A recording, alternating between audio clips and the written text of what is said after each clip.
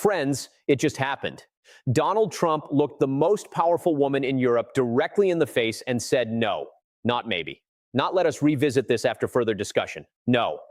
Ursula von der Leyen, the woman who controls the economic destiny of 450 million Europeans, who commands the largest trading bloc on the planet, who has sat across the table from presidents, prime ministers, and heads of state for years without ever being dismissed, was turned away. No meeting, no phone call, no counterproposal, just a closed door and the sound of silence echoing through every corridor of the European Commission. And in geopolitics, that kind of silence does not mean nothing is happening. It means everything is happening, just not where the cameras are pointing. The mainstream media is packaging this as a diplomatic rough patch between old allies who will inevitably find their way back to the table. But what they are not telling you is what was inside the document Trump's team drafted before the meeting was canceled. What they are not telling you is what specific clause in von der Leyen's proposal triggered the final decision to shut the door. And what they are absolutely refusing to discuss is the internal White House assessment that was completed 3 weeks before this rejection, an assessment that did not ask how to repair the transatlantic relationship. It asked whether that relationship was worth repairing at all. This is not a diplomatic friction. This is not a negotiating tactic. This is the beginning of a structural dismantling that Europe has no roadmap to survive. To understand what Trump's rejection of von der Leyen actually means, you cannot start with last week. You cannot start with the canceled meeting or the market reaction or the emergency calls running through Brussels in the middle of the night. You have to start much earlier. You have to start with a question that was asked inside a private room by a man who was not yet back in the Oval Office, but was already thinking like he owned it. According to sources with direct knowledge of internal transition planning, Trump gathered a small circle of his most trusted economic and foreign policy advisors and asked them one question: simple, blunt, and without diplomatic decoration.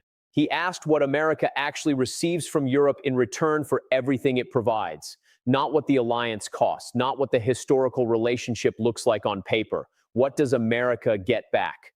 The room went quiet because nobody had a clean answer. And from that moment, long before the inauguration, long before the first executive orders, long before von der Leyen's team even began drafting their partnership proposal, the clock was already running on the most consequential foreign policy reorientation in a generation.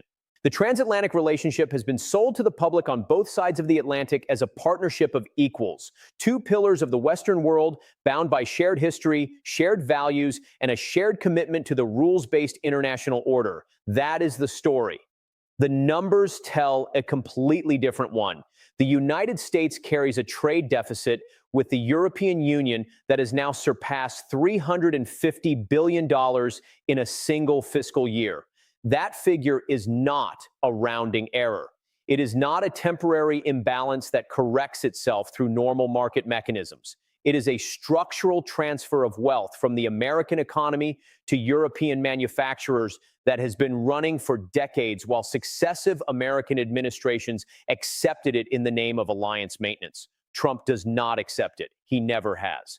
And now, with a mandate, a team, and a specific plan, he is doing something about it with a speed and a decisiveness that Europe was completely unprepared to face. The defense dimension of this story is equally damning and equally impossible for European leaders to talk their way around. NATO was built on a foundational commitment. Every member nation would dedicate a minimum of 2% of its GDP to defense spending. That was not a guideline. It was not an aspirational target set for a distant future. It was the agreed price of American protection, the cost of having the most powerful military machine in human history positioned between European borders and every threat beyond them. And Europe's major powers have spent decades treating that commitment as optional. Spain has hovered around 1.2% for years. Italy has barely reached 1.5%. Germany, the economic engine of the entire continent, the country whose geographic position makes it the single most important NATO member in continental Europe, spent the better part of 3 decades hiding behind constitutional pacifism, while American soldiers, American hardware, and American taxpayer money absorbed the security burden that Berlin refused to carry. Trump did not manufacture this problem, but he is the first president in a generation who has decided that absorbing it any further is finished. Von der Leyen's team arrived in Washington carrying a document they had spent months preparing. They called it Agenda 2026. It was framed as a renewed transatlantic partnership framework, a forward-looking blueprint for cooperation between the world's two largest democratic economies. Inside it were proposals to preserve existing trade structures, maintain joint funding commitments toward Ukraine, and protect the current tariff arrangements that have consistently favored European exporters over American ones. What the document did not contain was a single binding commitment to increase defense spending on any specific timeline, not one concrete pledge to address the trade imbalance that Trump's team had been documenting for months, not one acknowledgement that the current arrangement represents a level of American generosity that has reached its absolute limit. Trump's advisors read it in under an hour. The response was not a counter-proposal. The response was a canceled meeting and a closed door.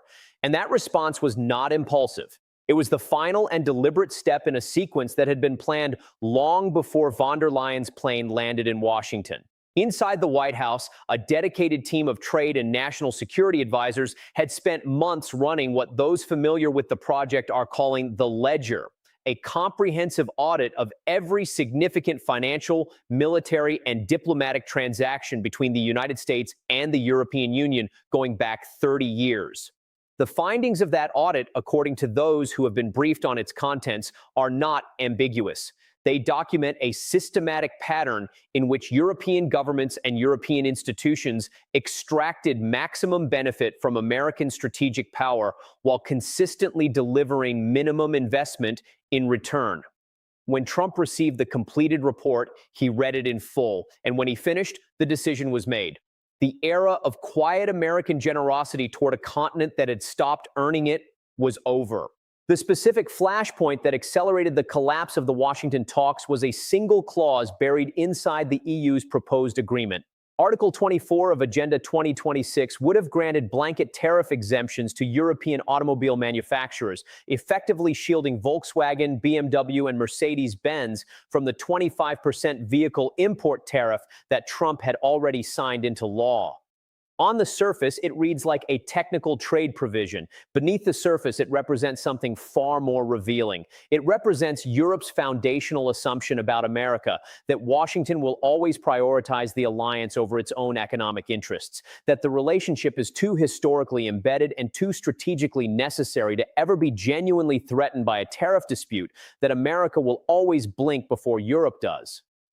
Trump's answer to that assumption was to remove the meeting from the schedule entirely.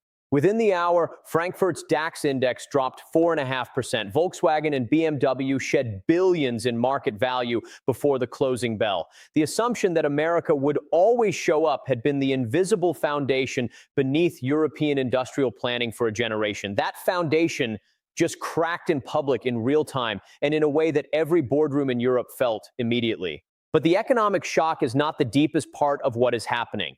Running directly beneath the surface of the trade confrontation is a security crisis that European governments have spent years pretending they were prepared for and are now discovering they are not. For 8 decades, the American military presence in Europe has been the single most stabilizing force on the continent. American bases providing forward defense, American intelligence networks mapping threats before they materialize, American nuclear deterrence making the cost of aggression against any NATO member too catastrophic to seriously calculate. Remove that architecture and what remains is a collection of wealthy nations with underfunded militaries, incompatible command structures, and no shared doctrine for operating independently at scale. Emmanuel Macron has been calling for European strategic autonomy for years. The phrase sounds powerful in a speech at the Sorbonne. Military analysts with no political career to protect will tell you what it actually means in operational terms. A European military force without American satellite intelligence cannot see the battlefield. Without American logistical infrastructure, it cannot move forces at the speed that modern warfare requires. Without American air superiority, it cannot control the skies over a contested theater. The dream of European defense independence is not a strategy. It is a slogan. And Trump just forced the entire continent to confront that reality without the cushion of diplomatic politeness. The panic now spreading through the Parlement building in Brussels is being described by those close to the situation as without precedent in the modern history of the European Union. Emergency sessions running through consecutive nights. Von der Leyen working the phones with every major European leader in a desperate attempt to construct a unified position before the window closes. But unity is precisely what Europe cannot manufacture on demand. Because behind the closed doors of those emergency conversations, the fractures that European solidarity has always papered over are now splitting open under pressure that the papering was never designed to withstand. Germany wants negotiation. France wants confrontation. Poland and the Baltic states, whose entire national security calculus rests on American commitment to their defense, are terrified of any European response that gives Washington an additional reason to disengage. Southern European economies already operating on the edge of fiscal sustainability are staring at the prospect of a trade war they have no reserves to absorb. This is not a political disagreement inside a stable institution. This is a stress fracture running through the load-bearing wall of the entire European project. And here's the question that the most senior officials in Brussels are asking themselves at 3 a.m, in the silence between emergency calls, when the diplomatic language falls away and the reality of what they are facing becomes impossible to dress up.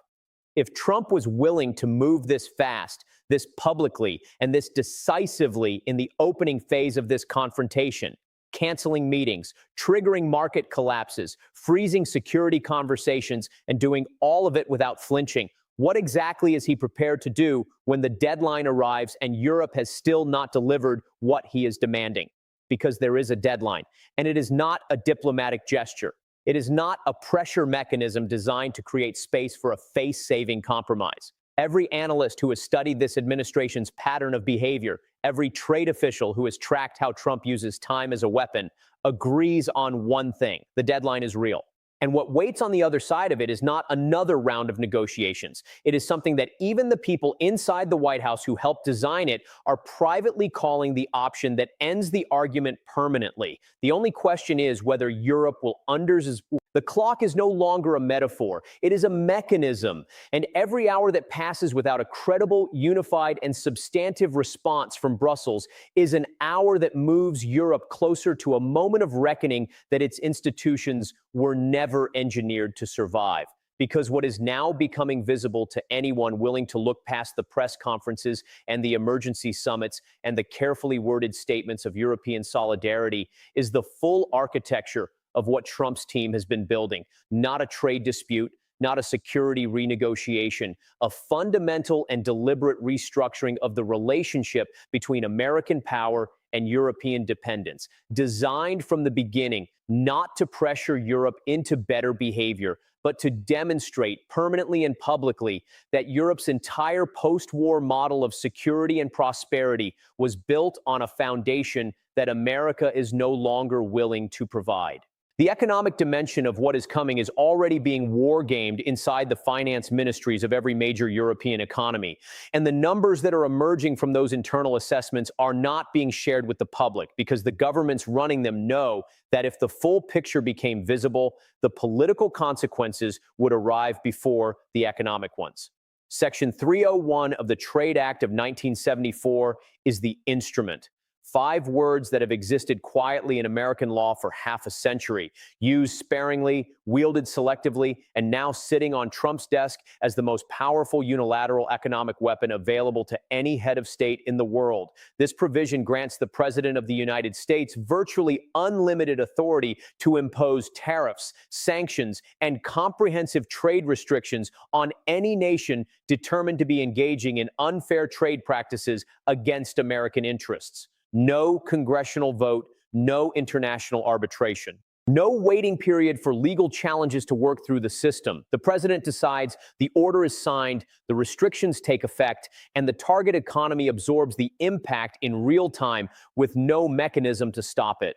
Trump deployed a version of this weapon against China during his first term. The damage to Beijing was significant and sustained, but China is a centrally controlled economy with state-directed industrial policy, decades of preparation for economic confrontation with the West, and a domestic consumer base large enough to partially absorb the shock of losing American market access. Europe is none of those things. Europe is an open, consumption-driven, export-dependent economic model that has built its entire industrial architecture around one foundational assumption, that the American market will always be accessible, that the rules governing that access will remain stable, and that the political relationship underpinning those rules is too important to either side to be genuinely threatened. Remove that assumption, and you do not produce a recession. You produce a controlled demolition of the economic model that has sustained European living standards for 3 generations. The figures are not projections, they are documented reality. The United States is the single largest destination for European exports. In the last fully measured fiscal year, the European Union shipped over $500 billion worth of goods into the American market. German precision engineering and automotive manufacturing, French luxury goods, aerospace components, and agricultural products, Italian fashion, industrial machinery, and pharmaceuticals, Dutch semiconductors and chemical products, Irish biotech and pharmaceutical exports that represent the single largest component of Ireland's entire national economy. Every one of these export streams runs through the American market.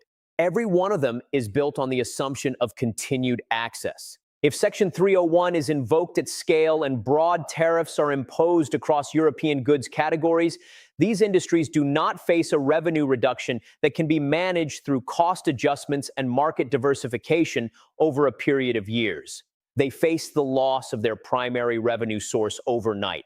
Factories that have operated for generations, that form the economic backbone of entire regions, that employ hundreds of thousands of workers whose livelihoods have no alternative destination in the short or medium term, will face a binary choice within weeks: absorb the tariffs and operate at a catastrophic loss, or shut the gates. There is no third option, and the political consequences of mass industrial closures cascading across Europe in the current social and political environment are not difficult to model.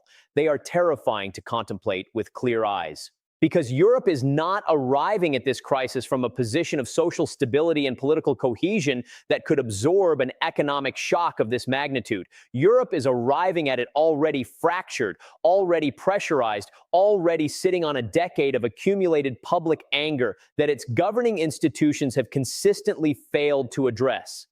The Yellow Vest movement that paralyzed France for months was not an isolated